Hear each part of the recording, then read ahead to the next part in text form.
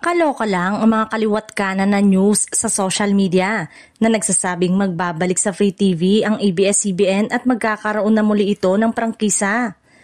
Maganda man pakinggan ang balita na yan pero malabo yang mangyari. Sa article ng bilyonaryo na nilabas noong Hunyo, nilinaw ni ABS-CBN President Carlo Katigbak na imposible na silang magbalik sa Free TV dahil naipamigay na ang frequencies nila sa iba't ibang istasyon. At this time, even if the franchise were granted by Congress to ABS, we would not be able to rebuild our former national network because all of the frequencies we use to transmit have already been granted to other broadcasters, say ni Mr. Katigbak. Gayunpaman, mas nag-focus daw ang kapamilya sa pagiging content provider at pakikipag-partner sa iba't ibang platform at broadcaster upang patuloy na maabot ang mga manonood.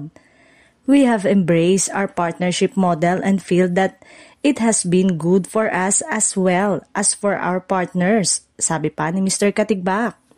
Sa bagay, bongga pa rin naman na nakakapagpasaya pa rin ng Madam People ang mga show na tulad ng It's Showtime, FPJ Batang Quiapo, It's Okay to Not Be Okay at Sins of the Father.